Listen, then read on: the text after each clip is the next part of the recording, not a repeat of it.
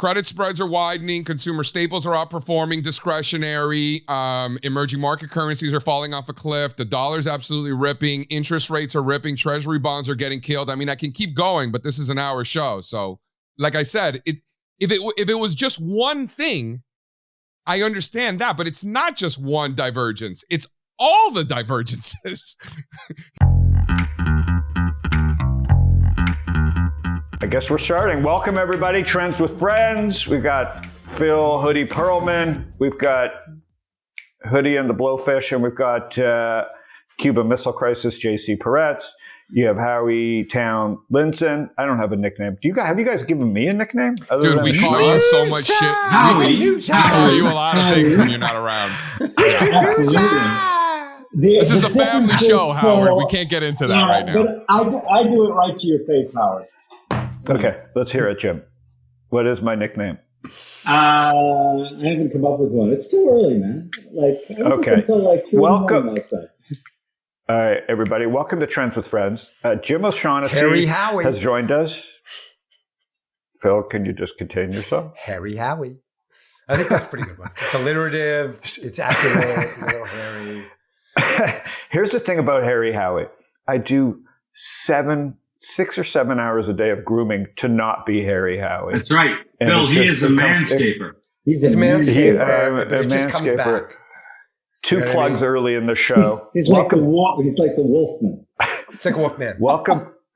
Welcome, Jim O'Shaughnessy. Quiet, everybody. Jim O'Shaughnessy is joining us from snowy Connecticut. He's probably in a cave. There's probably a pole somewhere with a basement and a lair where there's a bunch of quants working on stuff right now, analyzing this show and front running us. But Jim O'Shaughnessy he's friends with all of us. He's friends with everybody. Maybe the nicest guy on FinTwit. Definitely one of the smartest. He was my first guest in the heat of the March, when I started my show Panic with Friends, previous to Trends with Friends. He was my very first guest. It was a very funny episode. People should treat themselves. March 2020. We went on a 3-year run after that. Jim was probably one of my most beloved guests, calm in a sea of VIX 90. If you go back and listen to that show, it was a great episode to just listen to Jim and I and get long. So we're really proud of that show. Jim, this is Trends with Friends. I don't know how much we told you about it. You told me nothing. But yes. So already you've broken the rule. The guest comes in with no shirt. Usually, I will give you a couple minutes to do that. And we like to have half the audience. We like to take our couple thousand users and cut them in half. So Jim is joining us from home. He is a data geek, a quant guy, an author, great dad, mentor, and you boys know him. He's also the father of Patrick O'Shaughnessy, who has a great podcast, a businessman. We invest together. So welcome, Jim. Wow. I got to use the Mark Twain line, the guy who went on and on about what a great guy Twain was. First thing he said when he got up was, the way he went on about me, I could hardly wait to get up and hear myself talk. Now I'm going to disappoint like everybody who's listening. So you screwed me, Howard, as is per usual. So welcome. Trends for Friends is generally, we like to get right to it with our guest, and then JC steps in and talks about the markets, and then we can talk about some trends that you see within the stuff JC talks about, and we talk a little bit about lifestyle with Phil, guy stuff. And but generally, this is just about trends. You have been immersed from a very young age in the markets and on the quant side of the market. And in what I would say not a pivot, but just an extension of life, you went down the AI rabbit hole. And so I generally ask guests, if there was just one trend they're all in on, what is that and how to articulate that? So can you take a shot at that for us, what Jim is working on and what you are most excited about?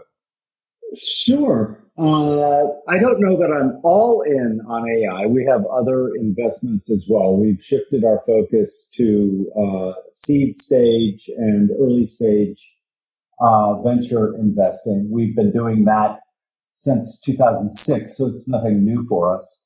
But if you're asking, what is the biggest trend, I would definitely say AI.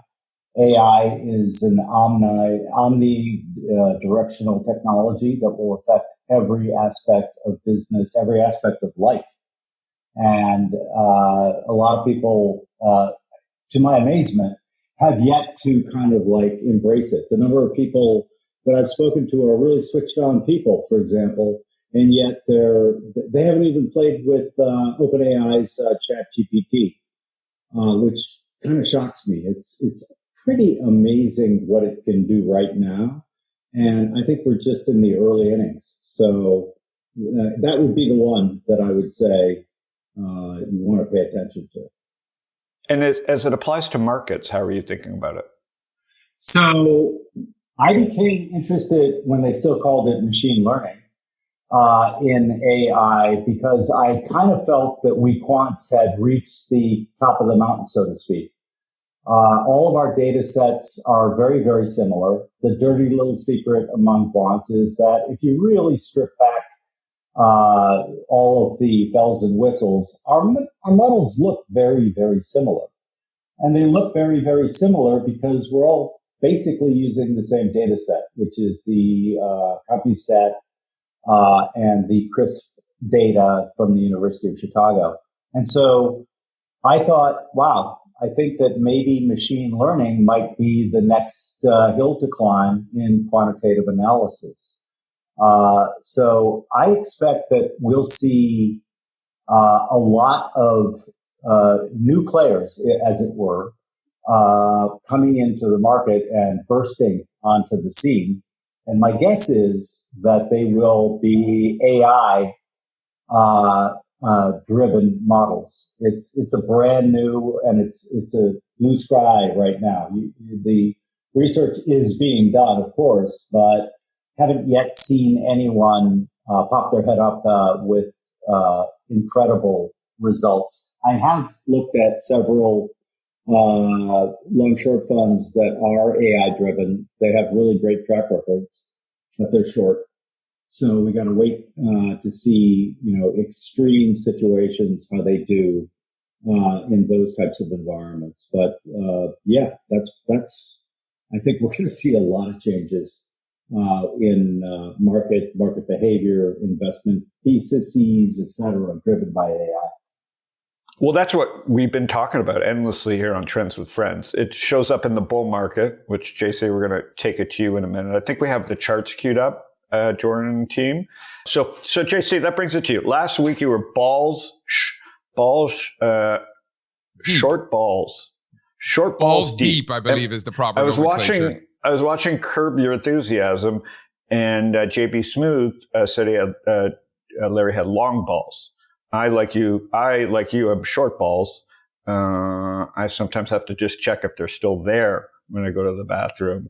So short balls last week. Were you nerd? Like what? So today we're down. First, it's Tuesday. Today we're finally, getting a down day. Catch us up on what you're seeing in the markets, top down, and then Jim and Phil and I will chime in. Well, as we're recording this, I think today's Tuesday, 11 o'clock in the morning, so markets are down at the index level, right? But markets have been down all year at the stock level, right? 60% of stocks in the New York Stock Exchange are down this year. So not like, oh, there's little crappy stocks in the New York, so don't pay attention to them. No. These are anything above 300 million on the New York Stock Exchange.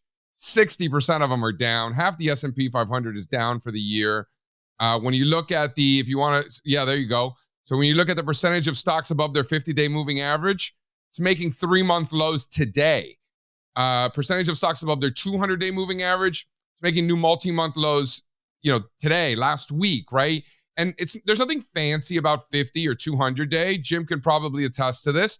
Change it to the 40-day or the 64-day or the, 207-day. It doesn't matter. It's going to give you the same information, which is that fewer and fewer stocks have been going up over the last, 7-8 weeks or so. The market peaked in December, and it's just been deterioration underneath the surface all along. stocks and bonds have been trading together for the last couple of years. It no longer has that inverse correlation that a lot of us grew accustomed to over the last couple of decades, right? We're back in that inflationary sort of environment where stocks and bonds move together. Bonds have been getting slammed, like crushed. So with the actual stocks themselves. So to me, the reason we were shorting the indexes is because it was inevitable for the indexes to ultimately catch down to what the stocks were already doing, what the bond market's been telling you, because the bond market is not a safe haven like it once was. The US dollar is the safe haven. The US dollar is where money flows when stocks are under pressure. And when you look at the US dollar, the United States dollar has been up on the futures. US dollar index futures have been up every single week this year. 6 consecutive weeks. Why? Because money has been leaving stocks and going into the safe haven. We've seen it, right? So the fact that the indexes might be down today or whatever, like that's not that big of a deal. Our shorts have already been working, and the ones not working have been flat. So you could see that at the individual stock level. Stocks stopped going up. The indexes might have, but most people don't take the time to actually count. So while the pretty lady on the TV was telling you that the stock market's making new all-time highs, and then the guy that puts on a tie to read Twitter to your parents is telling you that the stock market's making new all-time highs, none of those people bothered to actually count. I find counting to be incredibly advantageous. And that's what we did. So that's why we were short. Okay. And still short, So, Jim used to be that guy wearing a tie, reading tweets on Twitter to the old, what's his name? Who passed away? What was his name? Haynes. Jim? Oh, Mark Haynes. Mark was a very classy guy. I loved Mark. Yeah, you were doing that a long time ago. So, Jim, as a geek, a data geek, is what JC says makes sense from a math. Well, sense? sure. It depends on What frame you look at the market through, Yes. of course. And I'm not smart enough to be a trader, so it's a lot easier for me. Most of our both public market and private market is like long-term stuff. But yeah, I mean, we played around forever and ever trying to find a great market timing model. And, we failed. Maybe, again, we're just stupid. But when you put the transaction costs in and when you put the false signals in, we haven't found one. I'm not saying that they don't exist. But what JC's saying is a pattern. When you're in markets forever, you get kind of a saturated intuition. And you kind of get this like, oh shit, that's not good. And one of the patterns that isn't good is the one that JC just started talking about. When I can't remember which market it was, but right before a really nasty downturn, all of a sudden you saw the index itself was keeping going up, but utilities were getting hammered, like they were down double digits, and all of the breadth of the market was getting narrower and narrower. Now, you could say, well, right, the 8 stocks that keep that index going up, like they're killing it. And I don't know, maybe there's an argument there.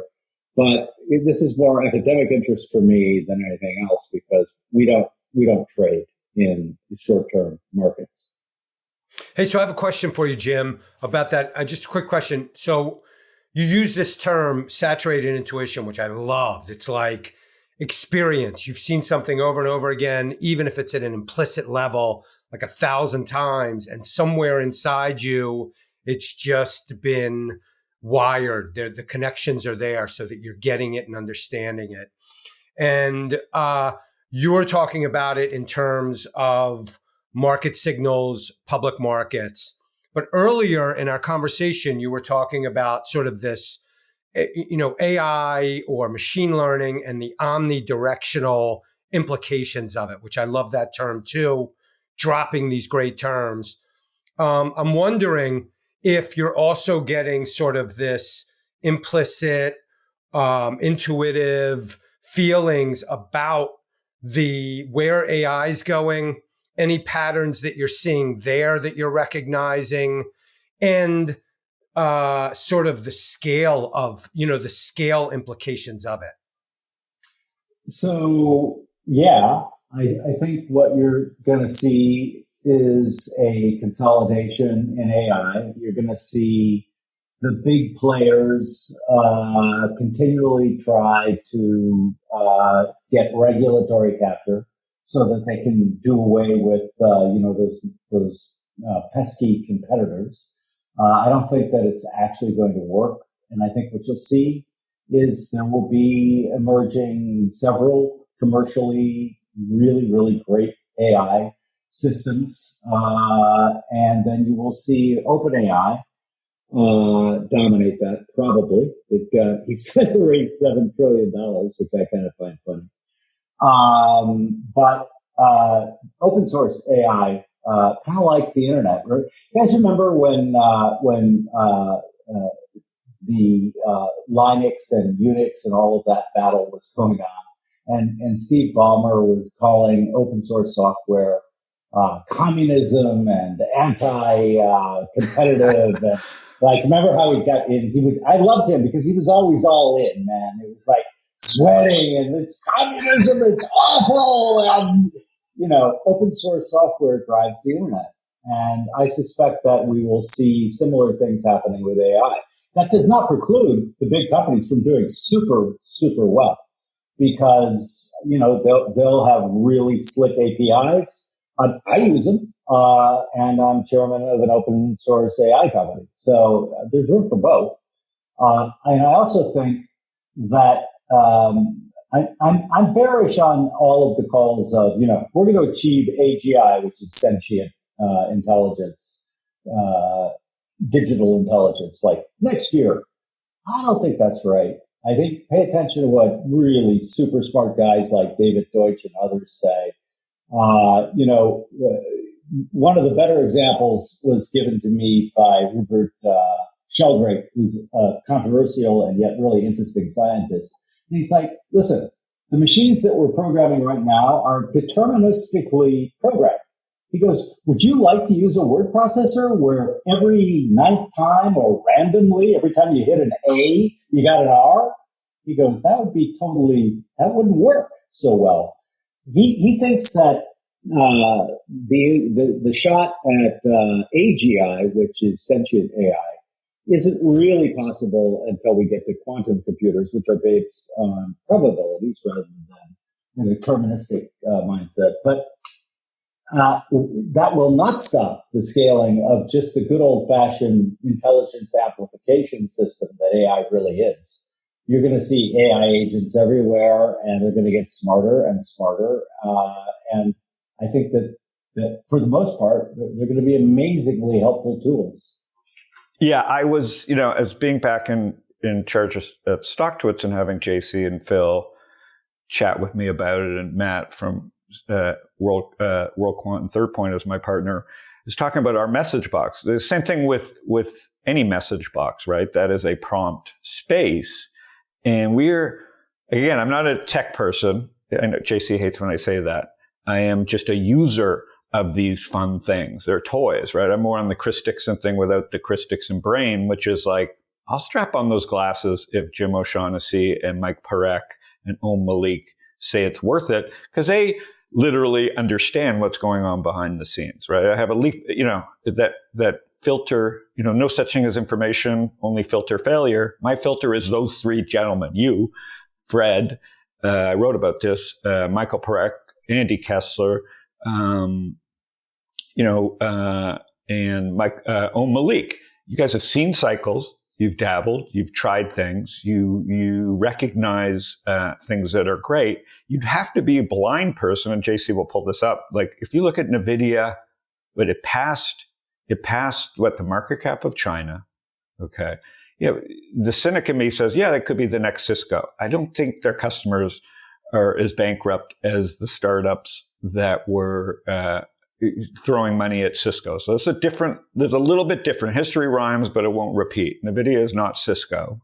We don't know what it is yet, But the world's attention is on two things. The $7 trillion that Sam Altman is floating around. Why not? Pick a big number. I mean, who knows what he believes? And, you know, he's got more attention than Elon Musk. It must be driving Elon Musk nuts. And Nividia, right? And then it's showing up, JC, if we could pull up a chart after, of IBM. It's the first chart. Yeah. Okay. And then JC, bring up IBM, which shows you the panic and FOMO in the rest of the Fortune 1000.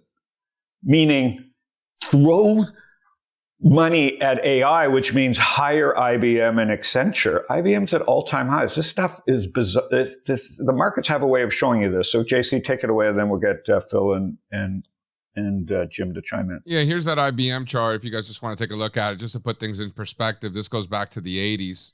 If you want to scroll down there. Thank you. I mean, that is not broken. That is like a beautiful...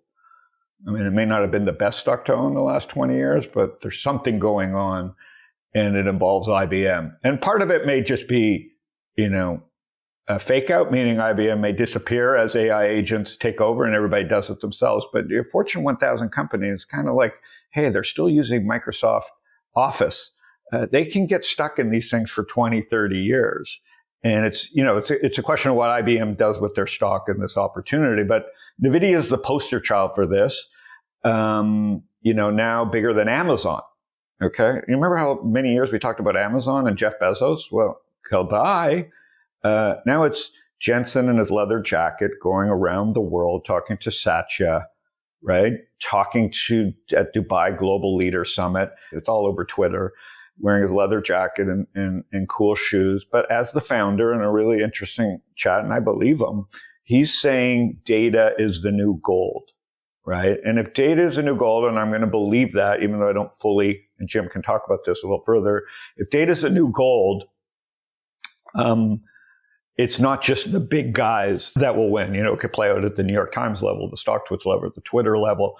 It's going to play out at many different levels, and that includes IBM. That's why this AI trend is so big, JC. So go through your charts here that you want. Yeah, no, I mean, listen, I love all of this. I'm a little more old school. You know, a little more Perlman in me. I like to actually count. Like, I don't need to build some fancy algorithm to count for me. Like, I went to second grade. I can count myself. Like, it's fine. You know, there's only 30 stocks in the Dow. Like, it doesn't take you very long. I'm a little OCD, so I do the 500 and beyond, right? But I do this for a living. Like, even if you don't do it for a living, you could just count 30 stocks. Are more of them going up? Are more of them going down? Or are more of them going sideways? That's going to give you a pretty good idea of the direction of the overall market. You know, some people are like, well, the Dow, you know, the S&P is the real market. Well, maybe, but if you overlay the Dow and the S&P and go back 75 years, they look exactly the same. So, you know, you can count 500 and build all these fancy algorithms if you like. And that's great. And we do that also, by the way. But I think counting just, you know, I think there's an advantage to that. And, you know, if it was just one divergence, then it's like, wow, this one random, you know, percentage of stocks above some random moving average it looks funny. Like, that would be one thing. But it's not that it's one divergence, it's that it's all of the divergences, right? So you could see treasury bonds and copper futures continuing to make new multi-month lows as you scroll down there. That was part of the reason for getting short. You know, stocks and bonds have been trading together. So who do you trust more, the bond market or the stock market? You know, the bond market's bigger, 3 times as big almost. So, you know, there's something to be said for that. So I trusted the bond market. So far that continues to be proven right. And if you scroll down, you can see the momentum divergences in the NASDAQ 100. This is supposed to be the leader, right? The tech and the AI and the whole thing and the Magnificent Seven and blah, blah, blah. Well, if these are your leaders, that's not so good. To me, the NASDAQ 100 and these big tech stocks and the Mag 7, to me, those are not the generals, right? And I know this might be, especially maybe some people out there might be a little more tech-oriented and American might disagree, but I like to remind everybody that we're not Americans. We are earthlings, right? There's a big difference between the two. In America, you've got a lot of technology, but in Europe, they don't have that, right? They got a ton of industrials. To me, the industrials are the generals. And if you want to do the quant work, and I'm sure Jim has, you could see that the sector that has the highest correlation with the S&P 500 over time of all the sectors is not technology. It's actually industrials. And when you look at Europe, you can scroll down, you can see Germany looks like it's about to fall off a cliff. Germany, industrials are the largest segment, right? In the German DAX, there's one tech stock, right? So when you see Germany barely hanging on to those new highs and now falling off a cliff today, European financials were already rolling over. Momentum in the DAX had already been rolling over. So if you're wondering, well, all right, JC, you think a rug pull's coming, blah, blah, blah, fine, I'm positioned accordingly, so I'm rooting for one, obviously. But what is going to confirm that this rug pull is here and going to get worse? I think it's U.S. industrials. If you lose the industrials, you're done. Like, that's what it is. So tech is great and everything like that. But in my opinion, I think you can scroll down to the next German chart. In my opinion, I think industrials need to be front and center. Technology will dance. It'll do what it needs to do. But to me, all eyes are there. And from a defensive standpoint, this is really it. You can scroll down. You can see the US dollar index making new highs again. The dollar, this is the dollar index inverted. So as that black line goes down, that's the dollar going up. The dollar index is working on a 7th consecutive move higher for the week, right? Up all year, suggesting that you need to get out of stocks, not be buying stocks, and the rest of the stocks continue to trend lower, and you can keep going down. You'll see just a good example. I like to look at the emerging market currencies, right? So when you're looking at like for tech investors, let's just say, right? You got your Microsoft and your Google and your Amazon and your Meta, and you got your big ones. But then you can go further out on the risk curve and look at some of these smaller software stocks, some of these cloud computing stocks. You can go further on the risk scale and look at some of these cryptocurrencies, right? And it's kind of like in that same vertical, but further out on the duration curve, as some like to say, or the risk curve. In the currency market, I like to do the same thing. So while there's a ton of euro in the dollar index, no one's denying that, the dollar's not just the euro, right? That particular index might be, but there's a lot of currencies out there. And with that same mindset of going out on the risk curve and the beta curve and the duration curve in tech, you could do the same thing in the currency markets. And I like looking at those EM currencies, Mexican peso, Brazilian real, and the Polish zloty. For people who have been following our work for a long time know that part of the reason why we were so bullish in October, buying that dip, buy in October and get yourself sober, as our friend Jeff Hirsch likes to say, one of the biggest reasons we were doing that is because the zloty was ripping, right? Other emerging markets too, emerging market Forex, but the zloty is just a great example, completing a nice little top. If the zloty is breaking down from this top, stocks ain't doing well. How I look at it. So, dude, I love that you just referenced the zloty to a correction. That's beautiful. Yeah, but the zloty was part of the reason we were buying stocks in October also. So it's not like I just woke up this morning. Like we've been on the zloty. The zloty's been very helpful. Have you ever spent a zloty, Jim? You've traveled the world. I have not. So that could be our new logo. I've saved all my zlotys, man. I've got hoarding zlotys. I'm hoarding zlotys. I'm sorry to hear that, Jim. So JC, anything else showing defensive sign? The divergence is one thing. Is it like staples for sure. moving, utilities or staples? Credit spreads are widening. Consumer staples are outperforming discretionary. Emerging market currencies are falling off a cliff. The dollar's absolutely ripping. Interest rates are ripping. Treasury bonds are getting killed. I mean, I can keep going, but this is an hour show. So, like I said, if it was just one thing, I understand that. But it's not just one divergence. It's all the divergences. Yeah. So Jim, you haven't been here for about a year and that we've been doing this show. We've been bullish, the three of us. We haven't had many guests, but we've just been, why are people so bearish? Now it seems like no one, I still think it's pretty bearish out there, but like it's just been a little too easy. So it's really good. Just for the last 2 weeks, Jim, JC's kind of been flashing some warnings. So within this mega trend that I think is tech, you have too much cash. You have, I guess a lot will depend on rates and war and other things in the government. The divergences are real. And like you said, the rush to some safety is interesting. And by the way, the first quarter of election years tends to be a pretty shitty quarter. So yeah, we talked about that. If the market wasn't correcting this quarter, if the market wasn't correcting in February, that would actually be really unusual. Yeah. Let me switch topics for a minute to the degenerate economy. I think it is accelerating. Jim, one thing we talked about all the time, and I've been harping on, is this bifurcated degenerate and luxury economy where the middle is kind of just no one's listening.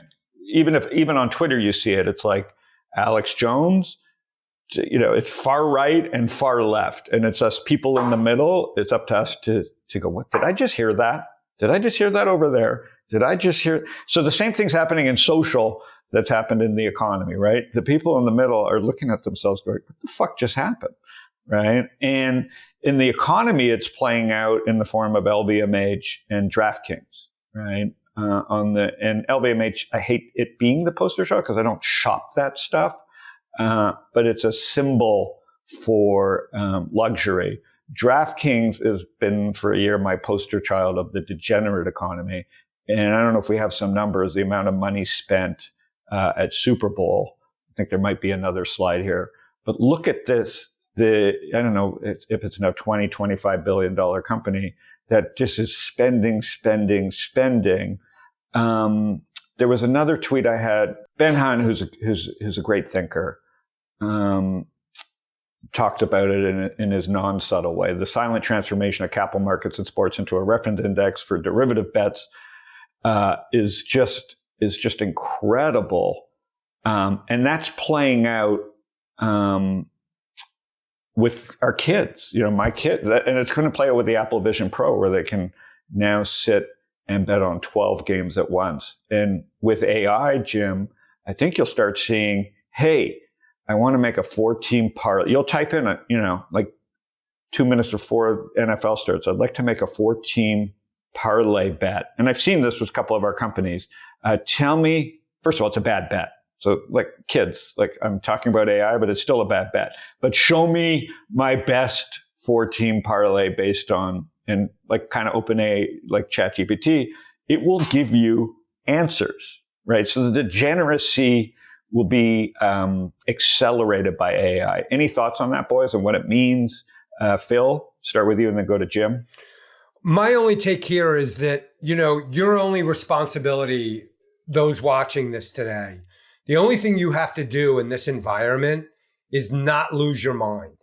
You know what I mean? Like if you could just stay sane while all of this lunacy is happening around you, you win the game. Yep. Well, one way to win the game is which is always, by the way. So it's not just the current lunacy; it's the lunacy before that, and the lunacy that's coming. It's a universal, and I only stress it because the velocity of the noise is just, superb, understood, stupendous. In today's world, though, that means for me deleting the apps from my phone. I engage with Twitter. The only app I engage with from my phone is StockTwits because I have to, and I run it, and I love ideas. But Twitter, Instagram, Facebook, I only really use Twitter, but I removed that from my phone. So you can control your interaction with the machine, right? Just like nicotine, it takes some time to rework your mindset, but really, it's in our hands right now. I think, like Jim, you were talking about, AI. You don't believe, like it's the machine's not coming quite yet. And it's still up to us as humans to kind of, invoke our willpower over these machines. How do you think about it, Jim, with kids and grandkids? So I think, as you know, Howard, I'm not clever enough to do short-term trades in the market. And so that makes it easy for me, which is essentially, I've said for a long time, markets change second by second. Human nature changes barely millennia by millennia. Your best bet for a sustainable edge is to arbitrage human nature. And the way I do that is to simply have kind of an infinite time limit, or horizon, if you will. As you mentioned, I have 5 grandchildren. I have 3 children. I want to, when I shuffle off this mortal coil, leave them some money. But I also have a lot of charities that I love. So it's just so much, really, frankly, as you know, Howard, I'm potentially the laziest person that you know.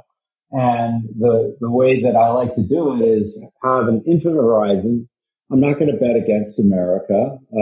It's got a very good long-term track record, despite what's going on now. Crazy shit happened here all the time, right? You ask some young people, hey, what decade was the worst decade for bombings in America? And they almost always say, whatever, maybe last decade. But it was actually the 1970s.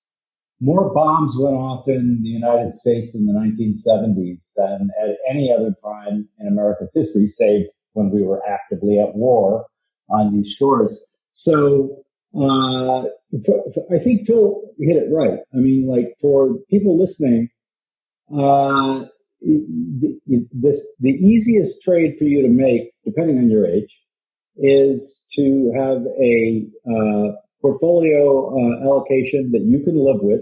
That's really important, right? Like, this is not a one size fits all. There's people maybe like JC who are really good at like the shorter term stuff, and if that's right for them and that resonates for them, great. For most people, though, it's just adding a level of stress, and the success rate is not terribly high. So essentially, we like to bet on probabilities, not possibilities. And the probability is, you mentioned Germany, right? There's other reasons for for why Germany is going down. They caught a mind virus, and they're like shutting down. And if you actually look at what's going on there and elsewhere in the EU, you worry about a digital divide, man. Like, the digital divide that might happen here with America and the EU, that is scary to me, because if they don't engage and they don't understand the power of these new tools, AI is not going to take your job. Another human with AI is. That's right.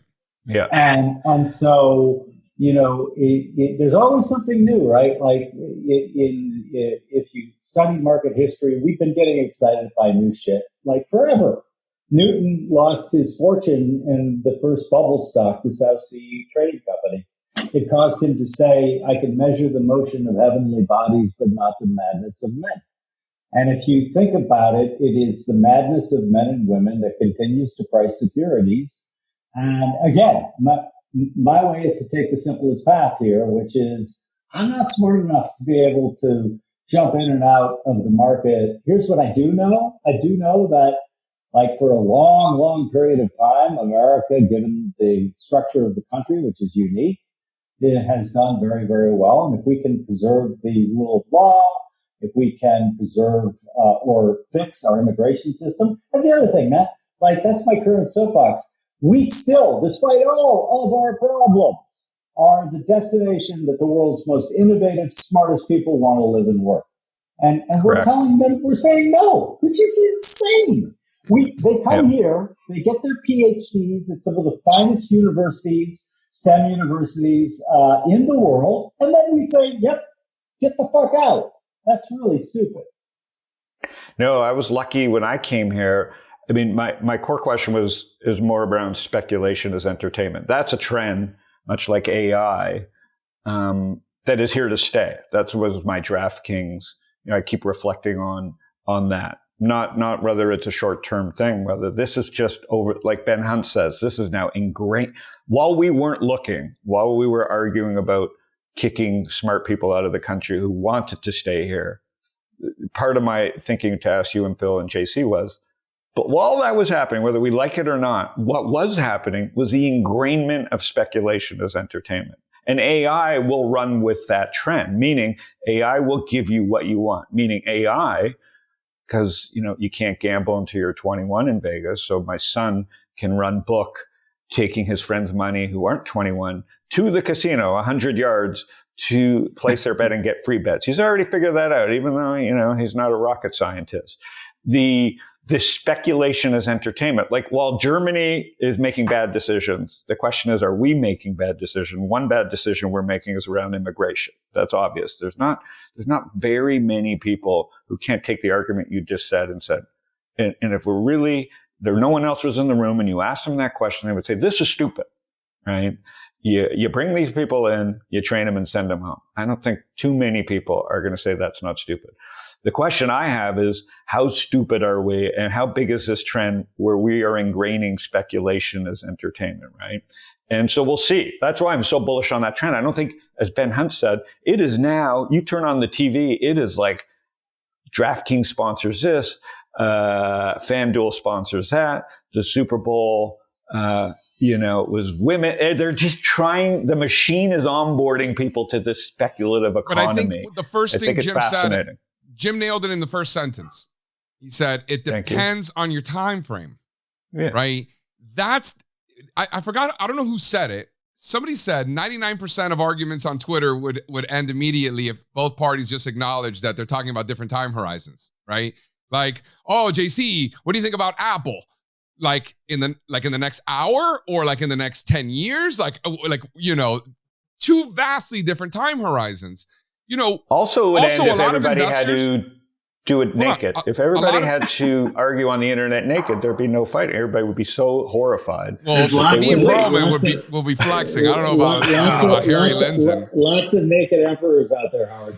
On your thing about the degenerate economy, look, I have a pretty specific view that lotteries are taxes on stupidity, and that many people are deeply innumerate. And look, if you look at our history, read Jesse Livermore's book. They had bucket shops back then too. A bucket shop was where you weren't actually trading for real securities. You were trading, essentially derivatives, right? And so our history of loving gambling is nothing new. I agree with you that, we're making it a lot easier because we've institutionalized it, what I'm saying, which makes it the truth. Put it right here, right? And so, my general advice on this is always, you know what? Have a small amount of money and knock yourself out. Have fun. But you said it, I think, the correct way. I know some people who have very, very specific algorithms for gambling, and they do very, very well. I mean, Ed Thorpe comes to mind, right? So I'm not saying that it is impossible. It is possible. However, it's not possible, certainly for me, and probably for the vast majority of the people who are listening to us today. So my advice is have a small sum of money and have fun and treat it as entertainment. Just like, okay, what would flying to Las Vegas and taking the Super Bowl in, what would that cost me? And if you don't do that and you want to really have a lot of fun, set aside that money, but realize you're going to spend it for the most part. And hopefully you can download the idea that that's an entertainment expense. That's not investing. Yeah, but that's the trend that I continue to harp on here. Is this speculation as entertainment? It's probably one of the. And then you add some free time. Some people find it entertaining and others don't. Right? Well, I'm just saying it's I didn't such bet a on the big Super market. Bowl. A lot of people. But you did. You didn't do a square. You didn't even do a square like we did a square party. internally. I even did that. We did squares internally for the company that I own, and I didn't even participate. I just didn't have time. I have too many kids. Got it. I just didn't have time. Like other things making oxtails to me was more entertaining, way more entertaining than losing money on how many touchdowns Kelsey's going to get or how many times they show Taylor Swift on the TV. Like I didn't have time to enter those positions. So here's a question I have for Jim related to this. Okay. So we're talking about these new applications, and some of them are sort of poisonous for a lot of people, maybe who don't have self-control. And the large companies are very adept at exploiting our, foibles and weaknesses and getting us to, misuse the applications. DraftKings, a perfect example. And so my question here becomes, and there's no committee. Right? There's no committee that says, hey, this new invention is okay, or it seems like there's no committee anymore, no rational committee. The government, certainly we can't count on them to be any kind of arbiter. And, there's no committee saying, hey, this application is great. Okay, you can proceed. This application is, so it's up to all of us, right? So Jim, Correct. my question to you is, what's the advice there, right? I mean, you're saying, fine, have fun with a little bit or this or that, but the new inventions are coming at us, right? I mean, the goggles, who's to say whether, if Steve Jobs were alive today, would he love them or would he be mortified, right? So, and we can't count on anybody for self-control. I mean, people are not going to have self-control out there. That's what the large companies are counting on. So beyond just go have fun, is there any more systemic advice that you have? Is there any, I'm not even sure it's a check and balance, but is there anything that we can do to be wiser about as a society, to be more wise about this pipe of new technology that's coming at us like crazy, that we have really no way of knowing whether it's going to be positive for mankind, negative for mankind, or neutral? So big question. I think that, on the committee idea, thank God there's no committee, because they fuck everything up. Yes, it would just be worse. Can you imagine a committee of bureaucrats designing the iPhone? No, we'd still be, on AT&T wire, the old timey type phones, because, they want to have I love the words that people assert for trying to gain control over other people. We're using an abundance of caution. We know this better than you know this. That's bullshit. Point. For the most part, like, people who seek power like that, they're not doing it for your good. They're doing it because they want power over you. And so literally, I believe that, like, systemic advice, like, if it seems too good to be true, guess what? That's a really good edge for you to apply to things. Another great edge is follow the money. Another one is, why am I reading this now? Right? And like, if you get in the habit of asking yourself those simple questions, you're going to be able to avoid 80+% of the nonsense, right? You're not going to be able to avoid it all, but that's it. I mean, we're all running human OS, and I'm a huge believer that everything that we're talking about right now, they're all complex adaptive systems. And complex adaptive systems, emergence comes from below, not from above. And so, again, you want to talk about trends, that's where you want to look. And so, yeah, some real simple guidelines will help you avoid 80% of the challenges. Do you think it's a good idea to, like, have the Apple headset on 24 hours a day? Probably not, right? And will some people do that? Of course. Because, like, the tails are getting a lot longer. But I just think that if you look over time and over history, directionally, things are getting better and better and better, and everyone's miserable. And so, yeah, that's why we chose this name for the show, right? The best thing to do is ride trends with friends, and we, I think, JC, Phil, and I agree with our guest here, is that directionally scary, but things are good. I mean, it's hard because I'm in a different percent, I guess, of most people, but I feel directionally things are very good. I'm not with you on Europe. I hope you're wrong, but you're probably right on Europe. I feel like they're so stumbling and bumbling about not letting Google and Facebook exist again outside their country. Maybe that is the wrong decision, because you can't force, your continent to have the next big winner. So, so that one is to be determined, right? That big trend of, will Europe figure this out?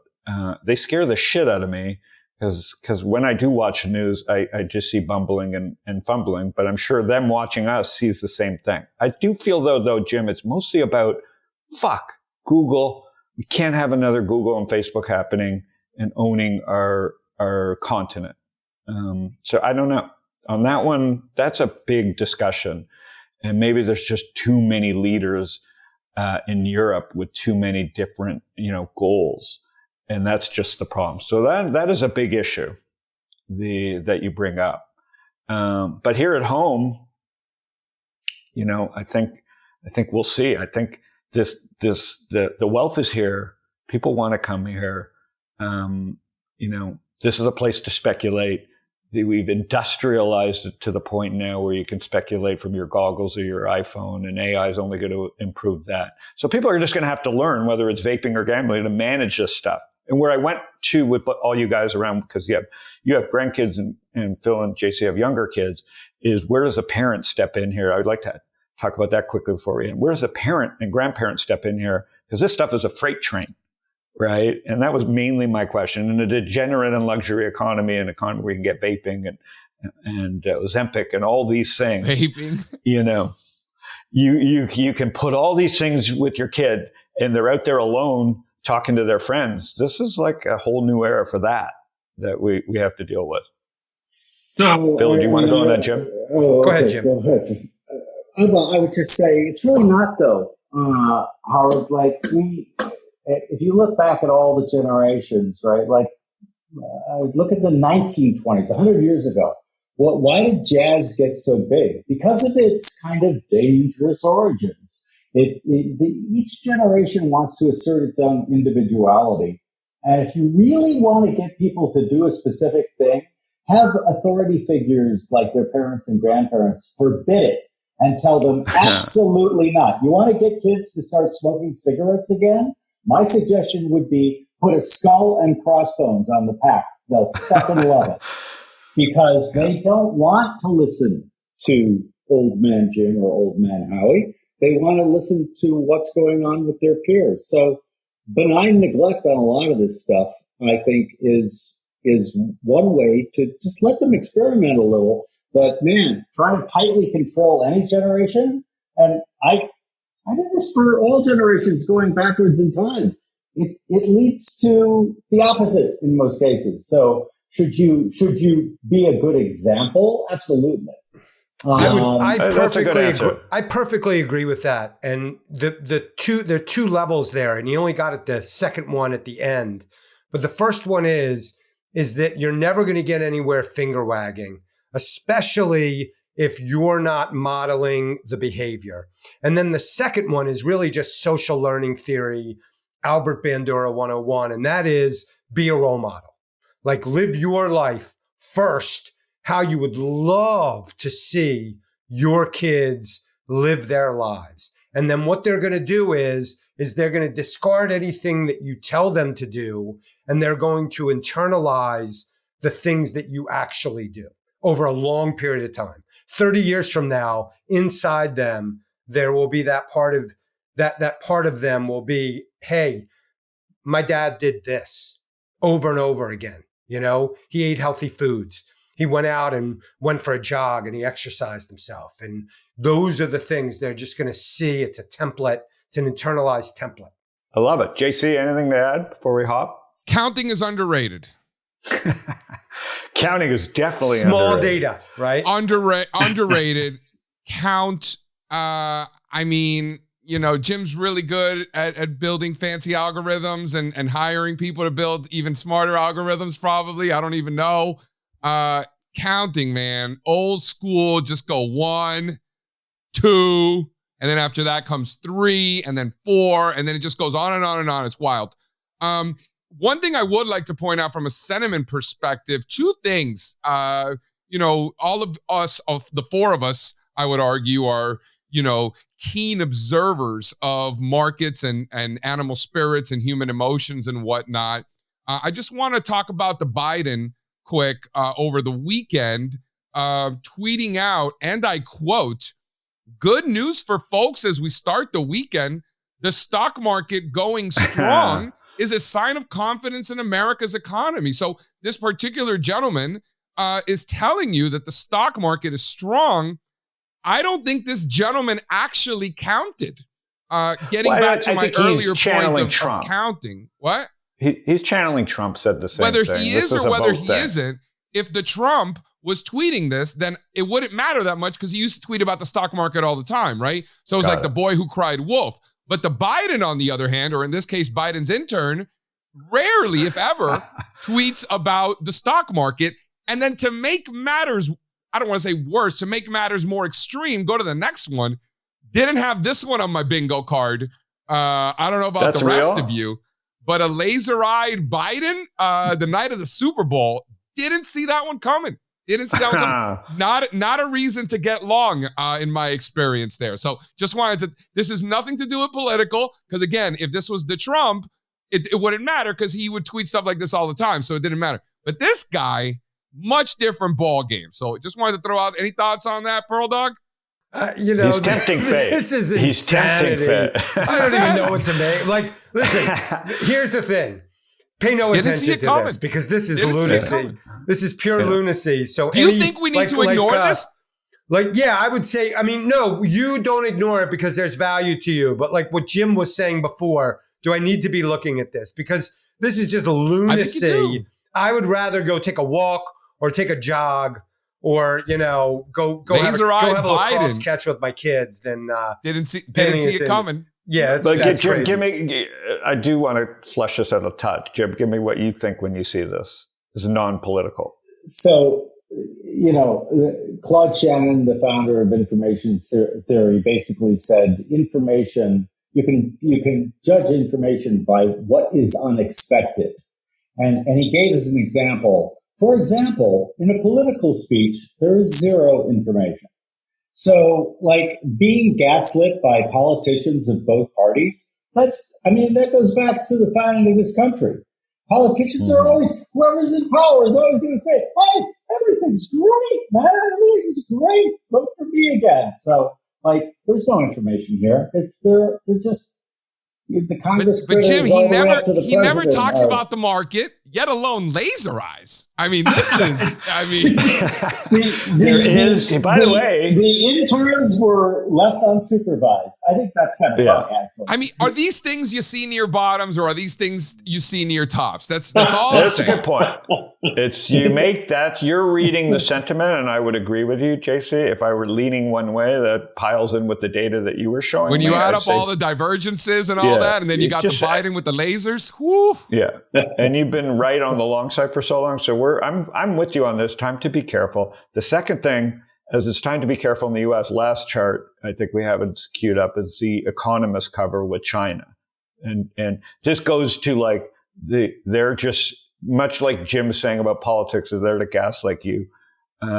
Major news magazines are there to sell magazines.